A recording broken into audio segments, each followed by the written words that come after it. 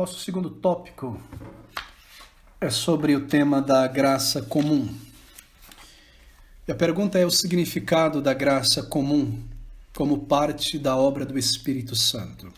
Bem, essas palavras de Paulo em Efésios capítulo 2, versículo 8 dizem: porque pela graça sois salvos por meio da fé, e isto não vem de vós, é dom de Deus, um dom de Deus. A graça, a fé, pela obra do Espírito. Bem, essa é uma doutrina, graça comum. Quantos aqui já ouviram esse termo, graça comum? Penso que a maioria, não é? Não é um termo muito comum, não. Mas é uma doutrina, um termo teológico.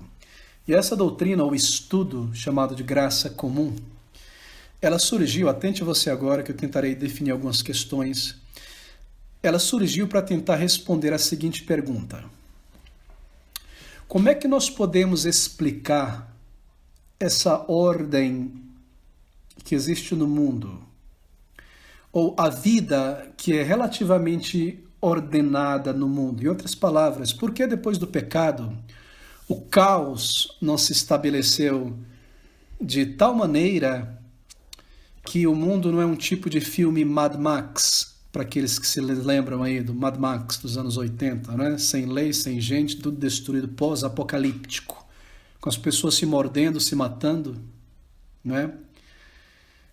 Você já vai descobrir a minha idade, né? Baseado nesses filmes aí. Mas, voltando aqui ao nosso ponto, a doutrina da graça comum, ela tenta responder essa pergunta. Por que ainda existe uma ordem social no mundo e as coisas não são tão absurdamente caóticas quanto poderiam ser? Se nós sabemos que o mundo inteiro ele jaz debaixo do maligno e da maldição do pecado, como é que a terra ela está cheia de coisas preciosas ainda? Frutos em abundância. Por que ela não produz só cardos e espinhos? Ela ainda produz frutos, os passarinhos cantam, há belezas, há coisas belas e maravilhosas, interessantes de se observar. Como nós podemos explicar o fato de que o homem pecador, ele ainda tem algum conhecimento da existência de Deus e algum temor por Deus? Como é que nós podemos explicar o fato de que, embora o homem morreu em pecados, ele ainda consegue fazer uma diferença entre o bem e o mal, a ponto de não roubar de alguém, mesmo não sendo uma pessoa salva, ou fazer certas coisas absurdas? Por que ele ainda consegue mostrar ou considerar virtude o bom comportamento exterior das pessoas? Já parou para pensar sobre isso? Como pode uma pessoa não salva, depois da queda do homem no pecado, considerar algo positivo a virtude? Fazer o bem, ajudar o próximo? Se nós estamos em um mundo amaldiçoado pelo pecado, que explicação se pode dar dos dons, dos talentos especiais que o ser humano natural não salvo é dotado para desenvolver, por exemplo, a ciência, a arte? E eu me refiro aqui a pessoas que estão longe de Deus, vida vazia. Como explicar isso? Como é que os não regenerados, eles ainda podem falar a verdade e não mentir? Eles dizem a verdade, sim, não é? Às vezes falam a verdade, não mentem, nós éramos assim. Como pode ainda que as pessoas façam bem ao outro e vivam a vida exterior virtuosa? Então, foi baseado nessas indagações, se nós vivemos em um mundo amaldiçoado pelo pecado, como essas coisas positivas na natureza maravilhosa e na ação humana quanto ao bem ainda acontece, é possível de acontecer? Foi baseado nessas indagações que se desenvolveu a doutrina da graça comum. Foi para responder essas perguntas que se desenvolveu esse conceito teológico da graça comum. Graça comum, isto é, a graça que Deus dispensa sobre todas as pessoas, de uma maneira comum, salvos e não salvos. Isso é a graça comum. Então desenvolveu-se esse conceito teológico, baseado na Bíblia, claro, para tentar explicar esses pontos que eu acabei de levantar. Que Deus, embora ele dê graça especial para o eleito, para que ele seja salvo, receba fé e vá ao arrependimento, ele também dispensa uma graça comum a todos os homens, que preserva e permite a existência das sociedades. Isso é graça, tem sido chamado de graça comum.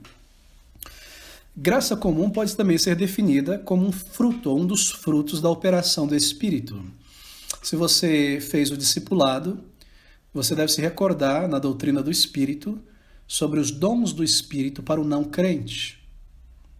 Se faz muito tempo que você estudou isso aí, volte ao discipulado, está lá no início. Os dons do Espírito para o não crente. Nós falamos então em termos de graça especial de Deus, que é dada somente àqueles que Ele irá salvar, uma graça que Deus dá àquele que Ele irá salvar, a graça do arrependimento e da fé. E nós falamos então da graça comum, que é a operação graciosa de Deus na natureza e na vida humana, ok? Bem, quando nós falamos sobre graça comum, nós queremos dizer pelo menos duas coisas. Primeiro, graça comum se refere às operações do Espírito de Deus, perdão,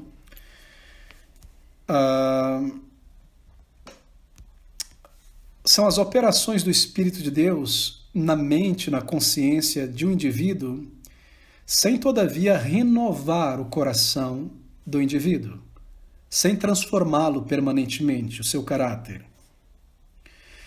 E o que ele faz é que ele exerce uma influência moral no homem, marque isso, que leva o homem natural, não salvo, a restringir o seu pecado. Ok?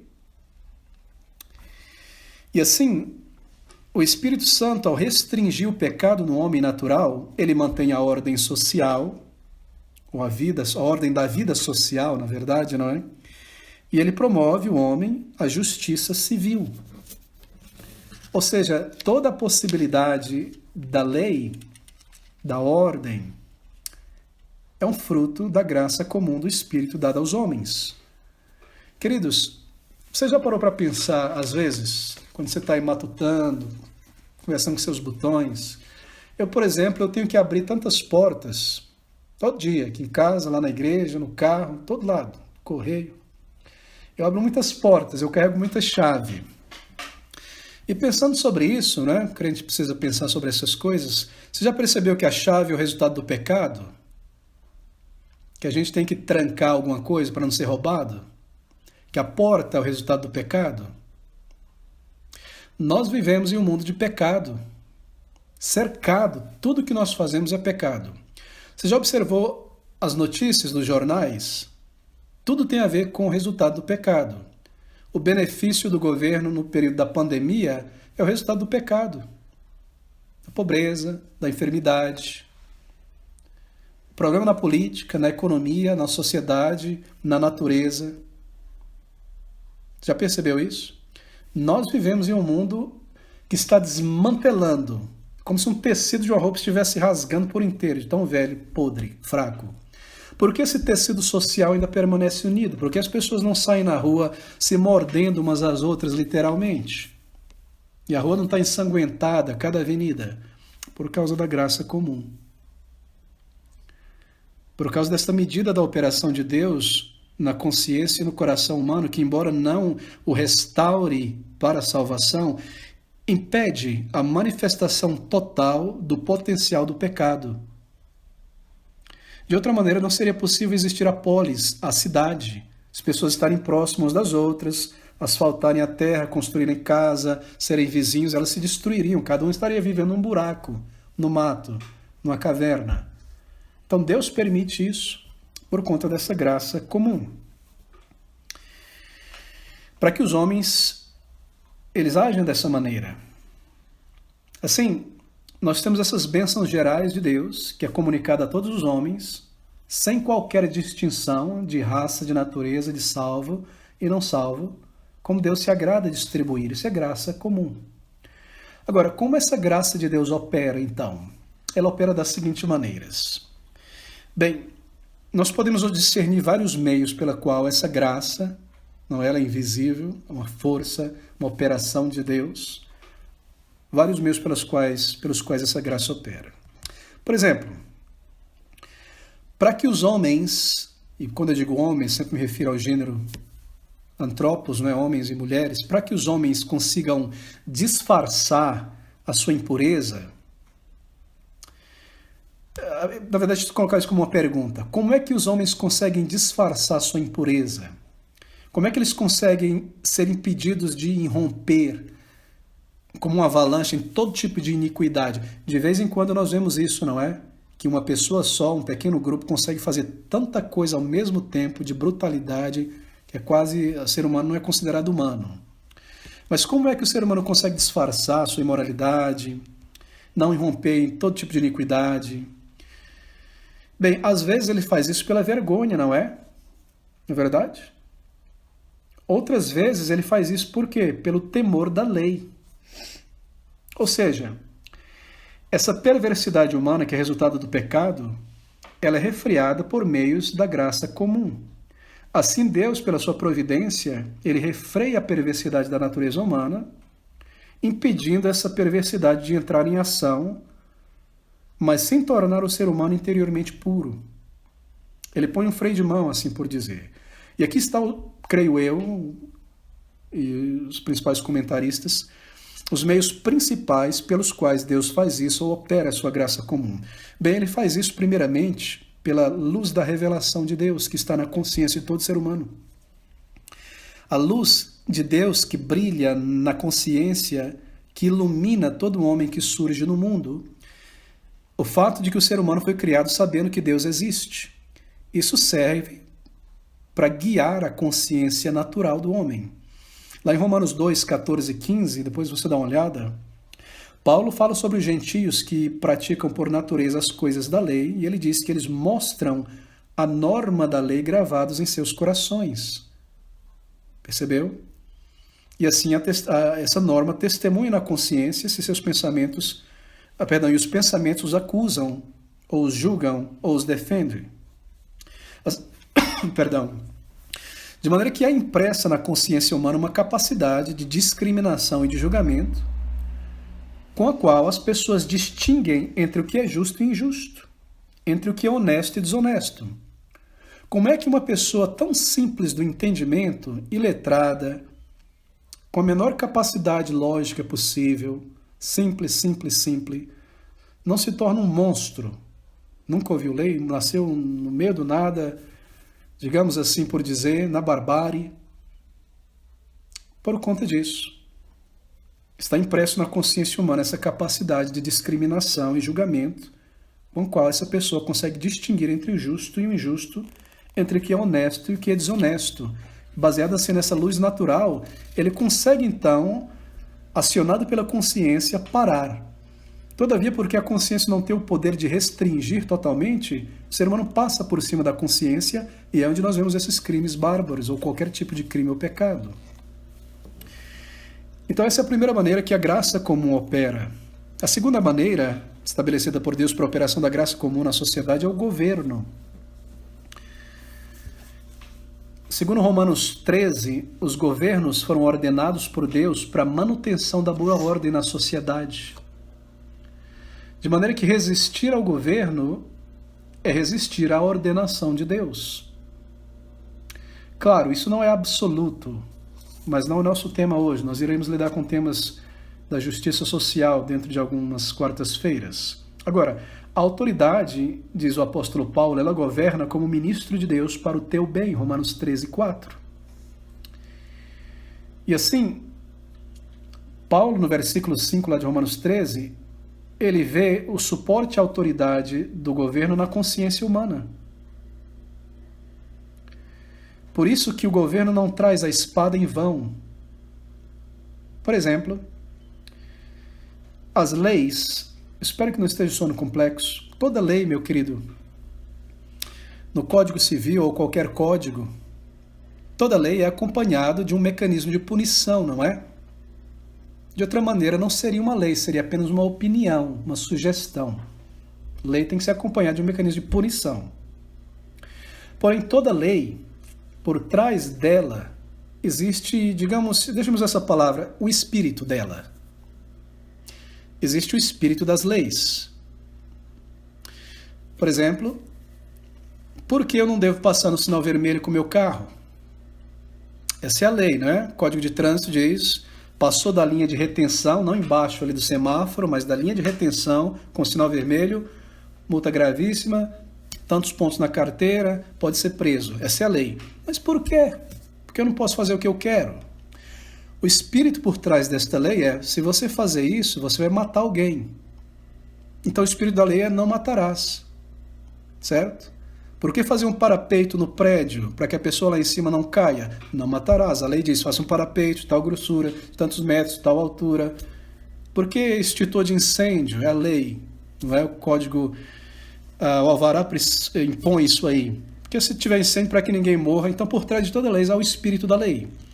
Assim, o governo, ao executar aquilo que o legislativo constrói as leis e o judiciário, ao observar e monitorar, todos esses poderes, eles se aproveitam da consciência humana, onde Deus manifestou a graça comum. O ser humano, ele sabe que o que ele está fazendo é errado.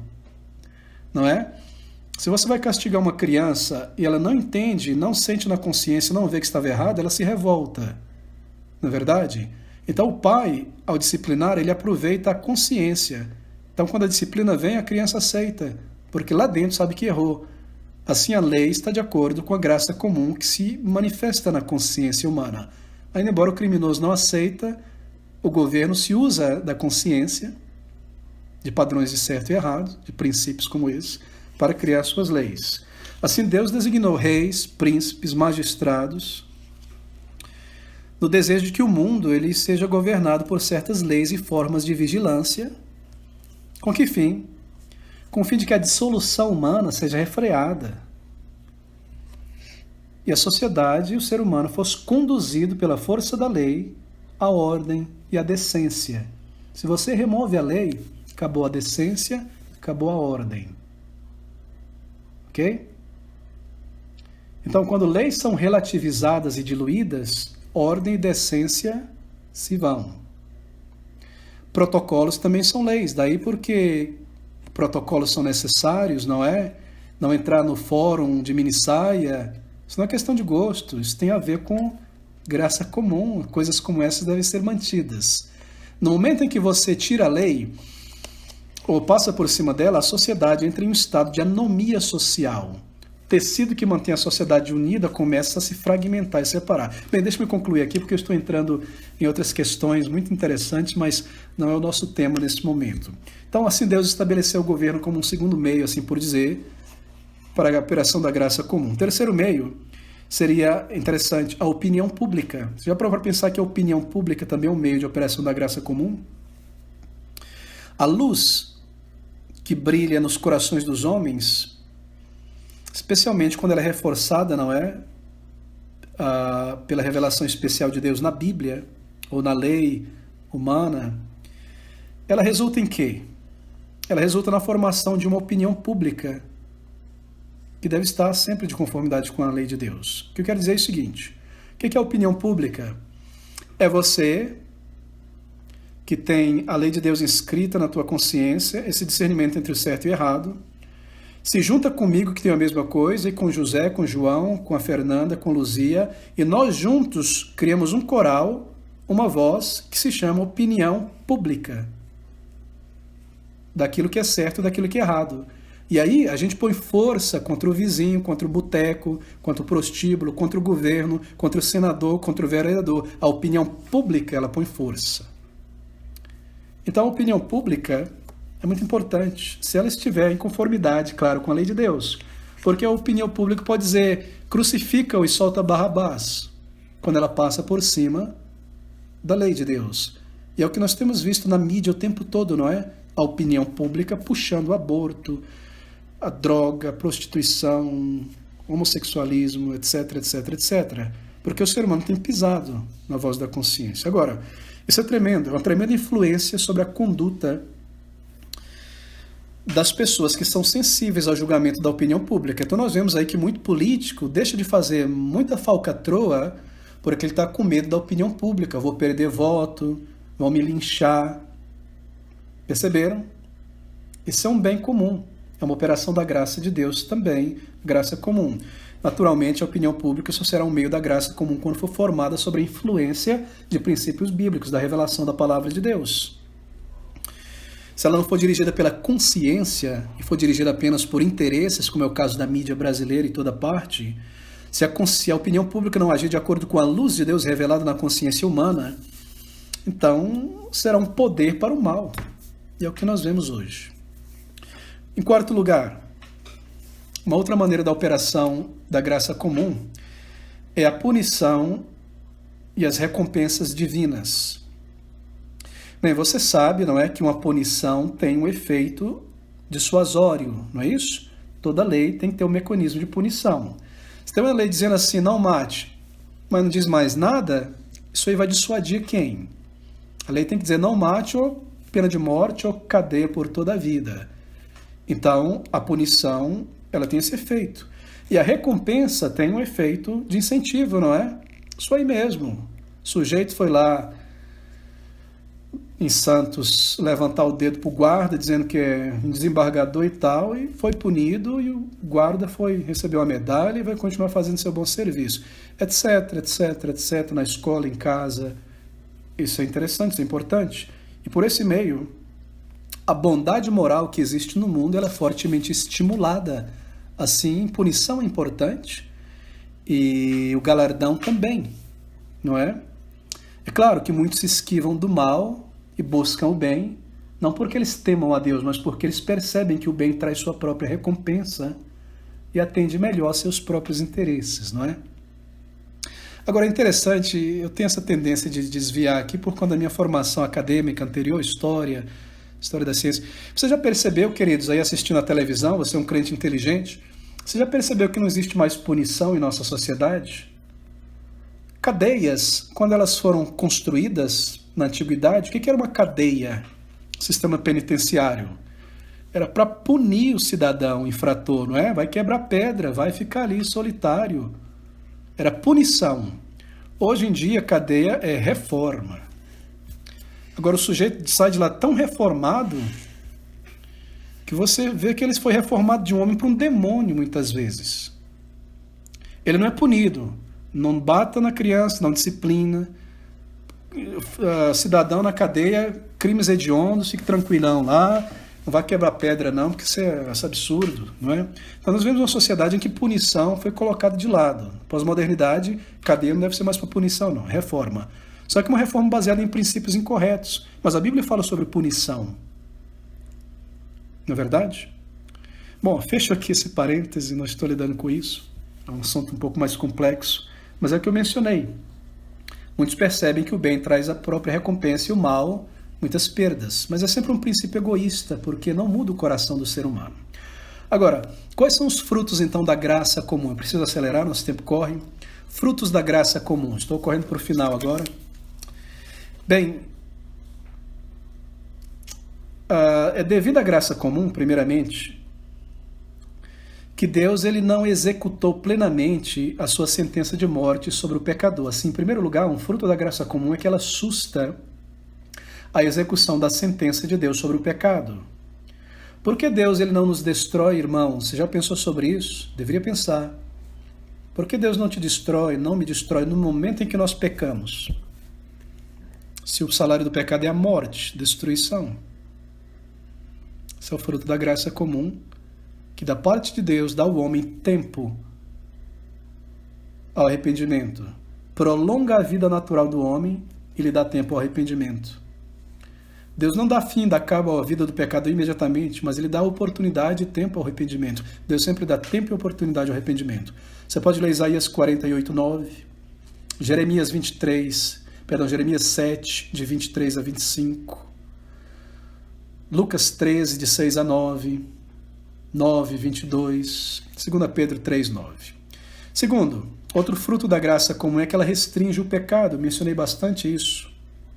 O pecador ele sofre a restrição na sociedade, em casa, etc. Assim, aquele elemento da corrupção do pecado que entrou inteiramente no ser humano, ele é restringido, ele não é manifestado em toda a sua potencialidade. Todo ser humano é um assassino em massa em potencial. Cada um de nós aqui. Todo ser humano é um pedófilo em potencial. É um incestuoso em potencial. É um bruxo em potencial. Mas a graça comum de Deus restringe isso. E a obra do Espírito de Deus nos liberta disso. Colossenses 3, de 1 a 7. 1 Coríntios 11, 6 em diante, etc. Então aqui está um fruto da graça comum. Terceiro, um outro fruto da graça comum é a preservação de alguma percepção da verdade, da moral, da religião, não é? Que ainda existe uma noção do que seja verdadeiro no ser humano, não é? Do que seja bom. Que alguém possa assistir o Tiririca, em vez de dizer, isso é mal. Não é? Isso não é engraçado. Que alguém possa assistir certas coisas e dizer, mas que cafona, ou que vulgar, ou que belo isso. Baseado nesse senso comum da graça comum, não é? Assim, o ser humano ele consegue apreciar certas coisas boas, o ser humano não convertido, muitas vezes em um grau surpreendente, não é? Isso revela no ser humano um desejo pela verdade e uma moralidade externa, não é? Mesmo em forma de religião. Assim é possível que o ser humano, por causa dessa graça comum, se torne um religioso fantástico. Eu conheço pessoas não regeneradas, que são pessoas, humanamente falando, pessoas bem polidas, bem dotadas de bom senso, filântropos. Talvez você conheça alguns. Mas não significa uma pessoa regenerada que em toda a sua vida é uma pessoa santa, não. Em casa, por exemplo. Mas esse é um efeito da graça comum. Preservação de alguma percepção da verdade, da moral, da religião. Em quarto, o outro fruto é a prática do bem externo e da justiça social.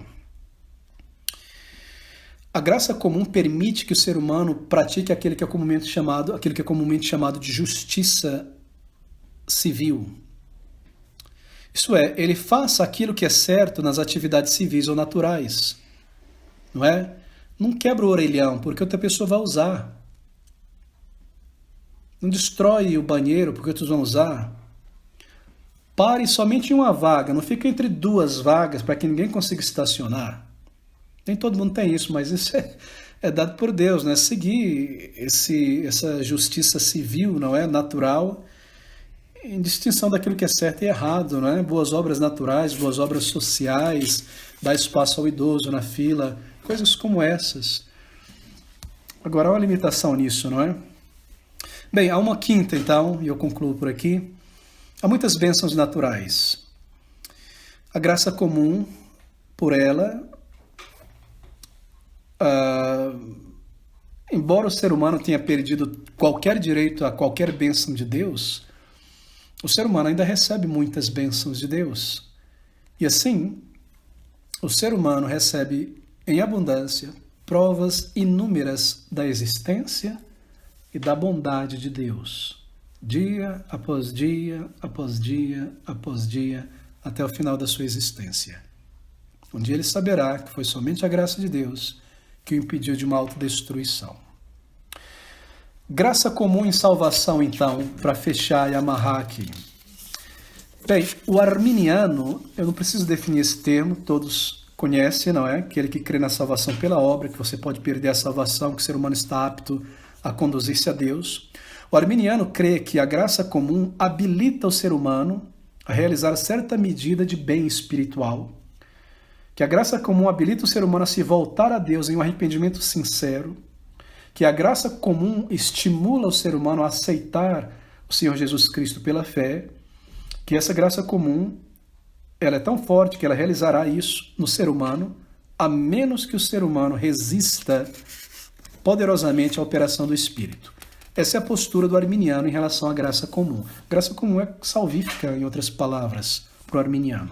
Agora, eu não preciso ir muito longe em dizer que isso não é bíblico, não é? Porque a graça comum, ela não realiza nenhum bem espiritual no ser humano. Por exemplo, a graça comum, ela não outorga fé, ela não outorga arrependimento ao homem natural. Efésios 2:8, pela graça sois salvos, por meio da fé, e isto, a fé, não vem de vós, da graça comum, nem de berço, é dom de Deus. Assim, a graça comum não é suficiente para remover a depravação total do homem, nem renovar o homem espiritualmente. É uma operação de Deus restringindo o pecado do homem, mas não renovando.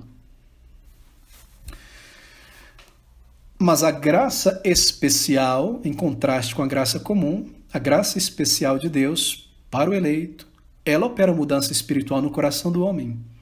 porque permite ao homem entender o chamado do Evangelho.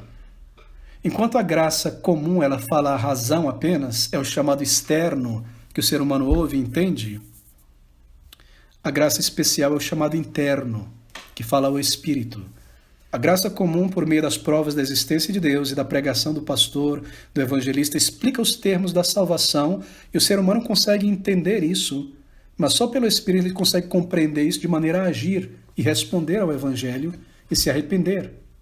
Então essa é a grande diferença da graça comum e da graça espiritual. A graça comum é sempre resistida, enquanto a graça especial ela é irresistível. Assim, nenhum calvinista diz que o ser humano não pode resistir à graça de Deus. É claro que nós resistimos. Nós sempre resistiremos a Deus. É por isso que é necessária uma doutrina chamada de graça irresistível, que vai acima da resistência humana e o chama da morte para a vida. Por isso que a salvação pertence ao Senhor. Assim, queridos, espero que tenham lançado luz nessa questão sobre a graça comum, em contraste com a graça especial.